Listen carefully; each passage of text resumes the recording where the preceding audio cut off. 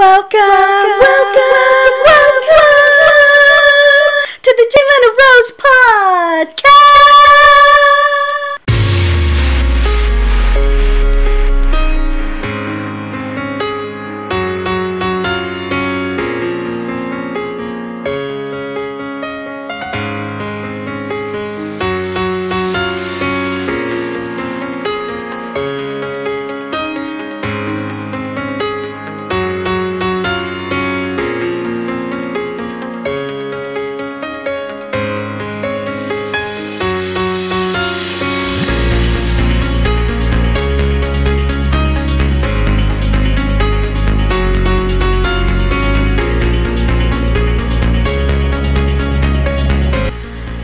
Welcome back to the Jalyna Rose Podcast. I'm Jalyna Rose, author of When It All Falls Down, available on Amazon Kindle, link in the description.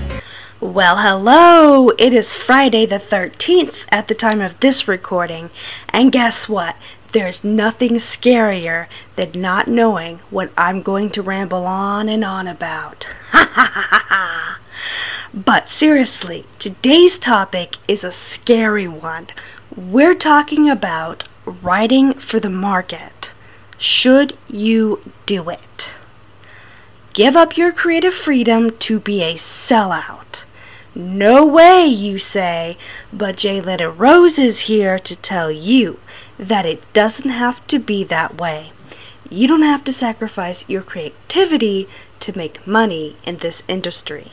You just have to be good at research and be wise when choosing your genre. This is going to be an interesting topic. Yep, I'm going to detour and talk about genre for a minute. Why? Because you'll have to choose one anyway, even though there are many writers out there that don't. However, it will be easier for you in the long run if you do. Let me break it down for you like this. Let's say you write a dystopian with vampires, and it's kind of a romance and mystery novel in one. Okay, fine, it's the novel you wanted to write. But now, how are you going to market it? The problem is it can't be niched down into a specific genre.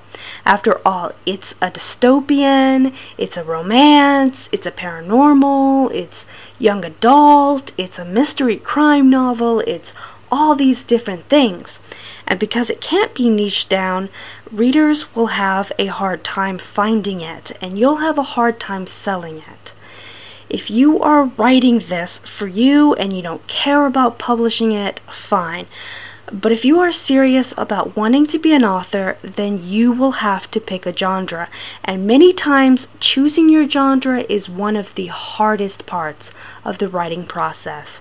Now, it's okay to write in two different genres as long as you have different pen names for each genre you write in. I'll talk about pen names later. Choosing your pen name is the second hardest part about the process, and more than deserves its own episode. I had the hardest time choosing mine. I couldn't decide and ended up having to test out different names, and Facebook got mad at me for changing my page too many times and my page name too many times, and don't be like me. I'll discuss this topic and probably in the next episode, explaining what you should and shouldn't do when choosing a pen name. And that's a whole process in and of itself. For now, let's get back to the topic of genre choosing. Another reason it may be important to pick a genre is so you know what agent you want to query.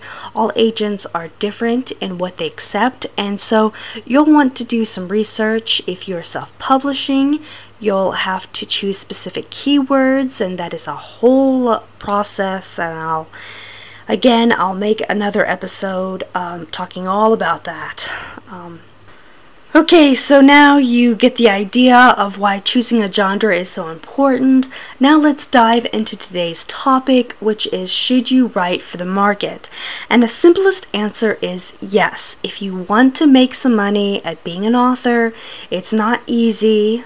It requires a lot of research, and you want to make sure you're staying away from trends, because trends die out very quickly. It'll be way too hard to put out a book fast enough, so you should definitely avoid trends. Okay, so you decided to write for market. What genre do you go into?